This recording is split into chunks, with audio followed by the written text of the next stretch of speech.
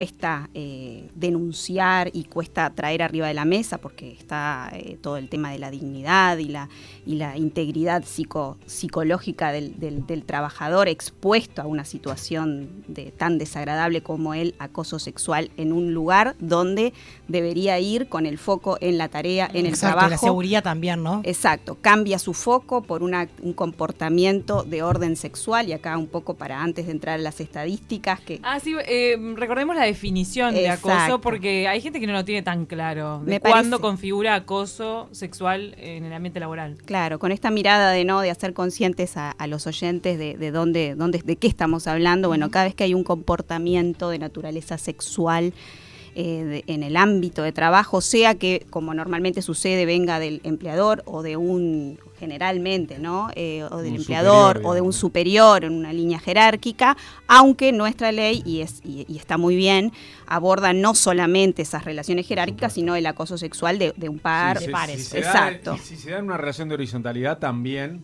Exacto, Mariano, a cualquier nivel y no con distinción de género, o sea, de un hombre hacia un hombre, de un hombre a una mujer, de una mujer a una mujer, o sea, no hay un tema ahí de género.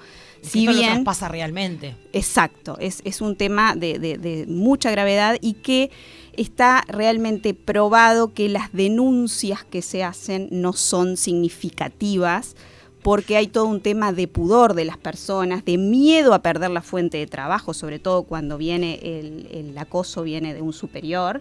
Hay todo justamente, el acoso sexual implica, hay dos modalidades. Una es el chantaje sexual, si no accedes a este comportamiento, a esta presión que el acosador infiere, ese comportamiento sexual, si no accede la persona, bueno, una amenaza de producirle algún perjuicio. Sí, pero así como vos lo decís, parece como súper violento y claro, pero en realidad siempre que sucede todo enmascarado, como por ejemplo seducción, ¿no? Bueno. El famoso, comillas grandes para decir esa palabra, seducción. Que un superior, por ejemplo, tire líneas de seducción a una subordinada. También estoy hablando, ejemplo, hombre... Mujer, sí, pasa que, a ver, vamos a ser sinceros, en el 95% de los casos es de hombre hacia mujer. O sea, bueno, ahora acoso de mujer a hombre exacto. Hay muy poco, y si hay, el hombre no suele denunciarlo. Exacto. No suele denunciarlo, exactamente. La verdad que la relación es de 10-1, o sea, o muchísimo más. Lo frecuente es una vez que la mujer se incorpora al trabajo en los años 90, allí empieza a suscitarse estos problemas. Antes no existían con esta relevancia. Ahora, lo que tú aportás, esa progresividad, es bien importante, porque acá, ¿cuál está el límite? ¿Cuándo hay acoso sexual y cuándo no? Porque puede haber una conducta de naturaleza sexual que esté aceptada por la otra parte. Entonces eso ya nos retira del acoso. O el típico intento de seducción de un intento, digamos. Sí, bueno. Un no y se acabó. Sí. Exacto. Eso no es un acoso. En cambio, la insistencia puede pasar a ser un acoso. Bueno, hay que ver dónde está la frontera. ¿Dónde están los límites? Sí, es muy importante. En el acoso sexual, a diferencia del acoso moral, que requiere como una continuidad, el mobbing o el bullying, que requiere cierta periodicidad, en el acoso sexual, dicho por la jurisprudencia, un acto de entidad grave de acoso sexual puede ameritar ya y traer y disparar todos los procesos. Bien, un acto de acoso, no así un intento de seducción, como dice Camila, que es diferente, que puede ser una invitación a tomar un café. Pero yo creo que depende cómo reiteradas. Yo creo que todo depende del abordaje, la apertura que tenga la otra persona, pero sí. Porque también hay que naturalizar que debe ser bastante común en un laburo que alguien fracase en un intento de invitar a alguien. Eso pasó y va a pasar toda la vida. Sí, y de parejas que se enamoran, terminan casados con familias e hijos. Eso ni que hablar. Y de invitaciones que tengan un sí como respuesta también. Pero yo me refiero a la negativa. Ha pasado muchas veces que un compañero quiere invitar a una compañera y que la compañera, mira, digo, no, o estoy de novia o no me pinta. Estoy para otra, no me pinta, no voy al cine o no voy a cenar. Si es un no y ahí se acaba, o sea, no. Bueno, depende, hay matices, porque hay la valoración, desde el punto de vista de nuestra ley, la valoración siempre la hace la víctima, porque la afectación psicológica es totalmente subjetiva. Capaz que a mí me dicen, qué ojitos lindos, y no me afecta. Y tengo herramientas como para que eso no me intimide a volver al otro día. pero capaz que vengo con otros componentes, no tengo esas herramientas, autoestima baja, o he vivido otras situaciones que me afecta realmente y empiezo a generar un miedo o a que eso vuelva a repetirse. Una sola situación a veces... Pero vos decís que también te puede llegar a afectar mañana que un compañero te invite a salir, vos le decís que no, pero después tener que convivir con esa persona te puede afectar. Al menos es una situación incómoda que la afectación que yo sufra va a depender de mí, no del entorno. Sí, sí. ¿No? Entonces es muy difícil el límite acá, es muy delicado, genera siempre ruido, pero más allá de lo difuso a veces de los límites, lo importante es concientizar de que hay herramientas, de que los empleadores, la ley les está exigiendo desde el 2009, se demoró 8 años en reglamentar, o el decreto es del 2017, está exigiendo una proactividad de los empleadores. ¿Y qué tanto se ve esa proactividad?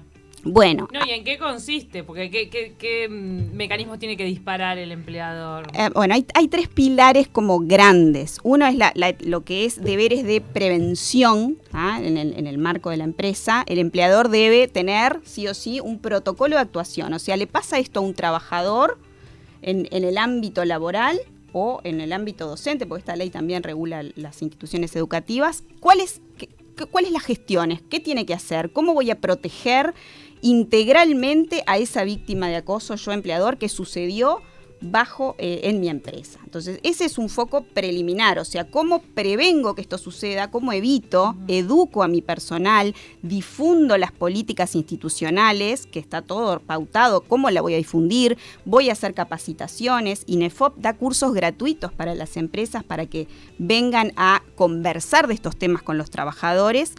¿Y por qué esta preocupación, que es el primer pilar, el tema de la prevención? ¿Por qué esta gran preocupación? Por lo que decíamos, porque hay encuestas oficiales, por ejemplo, me traje algunos datos que me voy a atrever a compartirlos.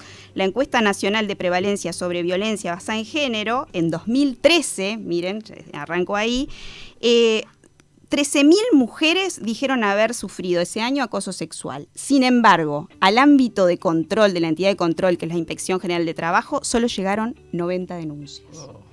90, de 13.000 que dijeron. Entonces, hay una resistencia a hacer visibles estos temas, hay una resistencia real, no es inventada. Ahí está cuantificado. Uno no puede objetivar algo que no mide. Esto está medido. Claro, pero también hay varias cosas que evitan que una persona haga la denuncia, porque vos pensás, no, pero él se va a quedar sin trabajo, o él se va a vengar de mí, ¿no? Exacto, el miedo, el temor a perder la fuente de trabajo. La culpa, perdóname, pero hay algo que también es muy intrínseco a las mujeres, que es la culpa, y no, pobre, y la familia que va a decir. Sí, bueno, claro. Tenemos naturalizado. Creo que igual es un pegue para todo. Igual creo que de a poco se va perdiendo la culpa, porque es como estamos cada vez aprendiendo a poner cada cosa en su lugar correcto, y de uno verse en el lugar de víctima y no de persona que está generando un conflicto, sino el conflicto es tuyo, tú lo generaste, yo soy la víctima de esta situación.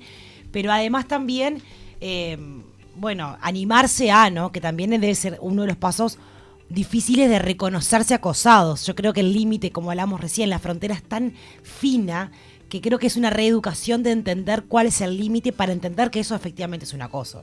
Exacto. Bueno, pero en definitiva vos decís que el límite es muy difícil de encontrar. Depende de la afectación que tuvo la persona acosada. A ver, la situación es objetiva. Si hay un comportamiento inadecuado, un acercamiento inadecuado de origen sexual, ahí hay un comportamiento que tiene la potencialidad de afectar al trabajador. El acoso alevoso está a la vista. Exacto. No, también está el efecto que es el ausentismo, la incomodidad. Si esa mujer u hombre empieza a evitar lugares, empieza a evitar trabajar con algún compañero en particular con quien necesita trabajar, pero en realidad lo empieza a evitar, eso ya es como un efecto del acoso y en realidad te está afectando la vida diaria. La vida diaria, porque el foco del trabajador dejó de estar en su tarea, está de qué va a suceder los días siguientes respecto de esa situación muchas veces va creciendo, va increyendo. Claro. Perdón, dale, Cami. No, tranquilo. No, que en algunos momentos en los que yo he querido asesorar a amigas que se sintieron acosadas, les digo, mira, cuando vos sentís que te está coartando la libertad, el evitarlo es cuando tenés que denunciar. Exacto. Porque vos ya no sos libre de trabajar en paz. O que te genera ese malestar, esa incomodidad. Yo recién hablaba afuera con alguien que está esperando para también ser entrevistado, me decía, bueno, pero ¿cuál es también el límite, la preocupación? Le digo, bueno, tenemos tan naturalizado que a veces a nosotros mismos nos cuesta identificar, bueno, esto, Exacto. ¿es acoso o no es acoso? Bueno, Pero depende. mientras tanto lo evito. Y Mientras mientras tanto tanto- hago mal mi trabajo. Y ausentismo laboral, e incomodidad. Y debe pasar que hay personas que renuncian a su trabajo para, Sí, pasará. para no fumarse más la situación Exacto. y en vez de Un ambiente. denunciar a la persona acosadora terminan perdiendo su laburo. ¿Qué pasa? Porque también tienen miedo al tema de no poder probar. Porque estas cosas no es que se hacen a la vista y paciencia de todo el mundo. No, el hostigador o el acosador es una hábil. persona que es hábil, que va a buscar el espacio privado para hacer esto.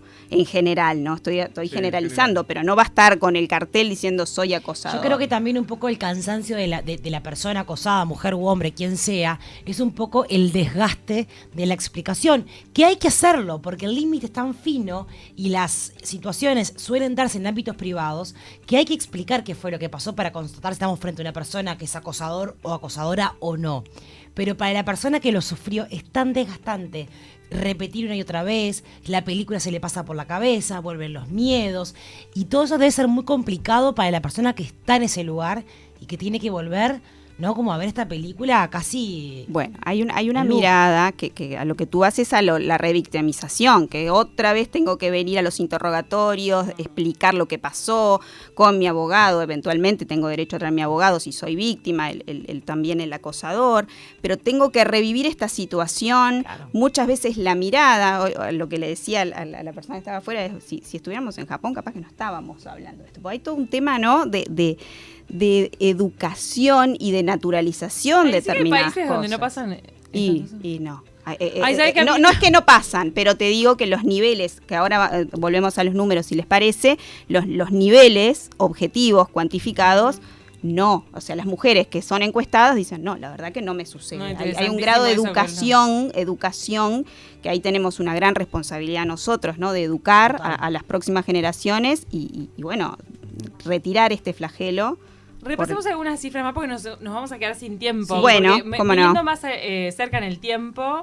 Bueno, ah, viniendo más cerca en el tiempo, se ha constatado que lejos de ir increyendo las denuncias ante la inspección general, porque acá yo omití decirles, disculpen, hay dos niveles de denuncia. Una en la que se produce, opción de la víctima, una en la que se produce en el ámbito interno de la empresa, pero puede optar de ir directamente al organismo estatal y denunciar en el organismo estatal. La estadística que tenemos, por supuesto, es de las denuncias que llegan a la inspección general, que puede ser el propio trabajador, a opción del trabajador, o también, una vez que el empresario recibe él la denuncia del trabajador, puede entender el propio empresario que no tiene las herramientas para llevar una investigación con las protecciones y garantías debidas para todas las partes. Porque, ojo, no nos olvidemos que quizá el que presunta víctima está haciendo una denuncia, puede pasar que esté haciendo una denuncia falsa. Entonces, la investigación que se tiene que disparar tiene que tener las garantías para todas las partes. Entonces el empresario puede entender, una empresa chica de mediano porte, puede decir, no, yo no tengo ni el foco, ni las herramientas, ni los recursos para llevar adelante una investigación.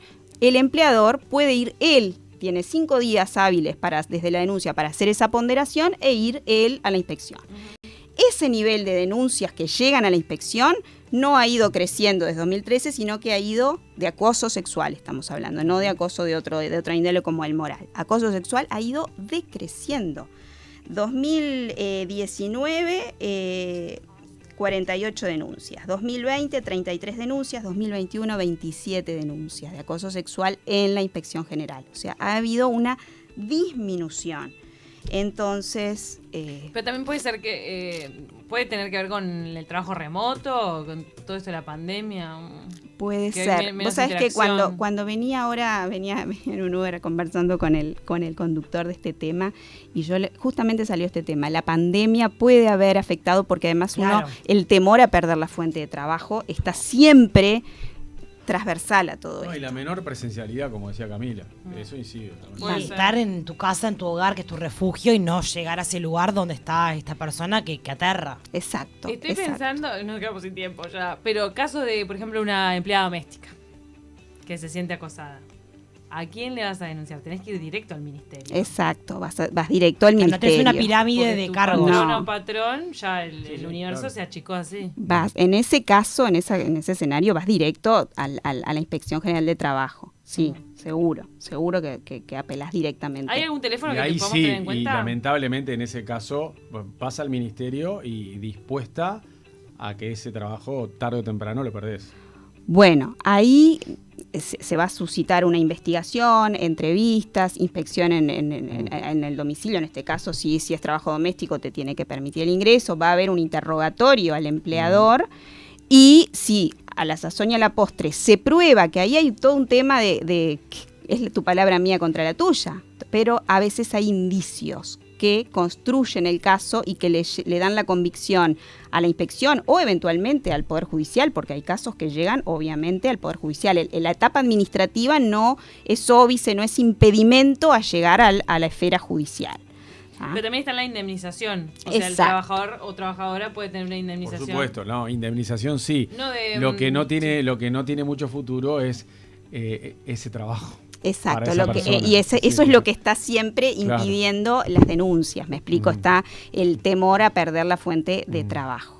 Por eso un poco la pata fuerte acá es la educación, de que esto perjudica realmente a todas las patas, también al empleador, porque también el empleador va a generar un ambiente hostil si tolera estas situaciones o si las produce. Entonces, perdiendo fuerza de trabajo, perdiendo personal, generando toda una situación social que es realmente lamentable.